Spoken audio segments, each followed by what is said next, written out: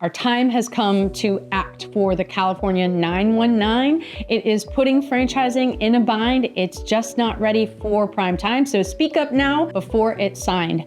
If you care about protecting prospective franchisees, protecting the people that help those franchisees vet the franchise in California, protect the attorneys, the funding sources, the information sites, the accountants, and the good franchise brokers in that effort today. Write a letter to the regulators to show opposition or a request for modification for the act as it currently stands. Ask for more clarifying language and let them know that we want to keep the parties that protect the process and remove parties who don't. We don't want to lose all the people that support clear insights and due diligence in California. Here are 7 important changes needed for the California SB 919. First, remove and/or define unclear terms. Terms like indirectly, attempting to affect, but not limited to, is promised, other forms of consideration, and more are all terms that are problematic. We're asking to remove some of those terms like indirectly, remove attempt to affect, or exclude general information about franchising and independent business ownership, or information that could be publicly available about the franchise or provided by the potential franchisee. We also want to make sure that a transaction or sale actually occurred to constitute any damages. 2, we want to clearly define the difference between a franchise broker and an FSO.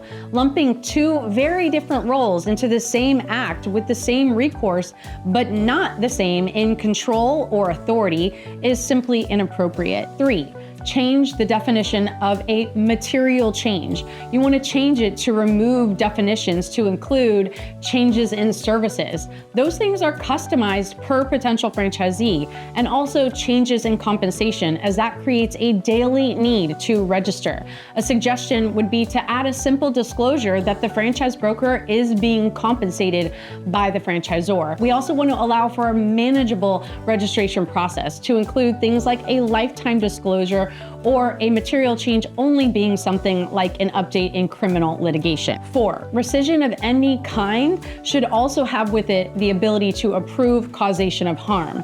The suggestion that we have is to clarify the act and say that the act does not impose strict liability, and that to be recoverable damages, the franchisee must show a preponderance of evidence to have been caused by the third-party seller's failure to comply with the act. 5, change when the disclosure is given.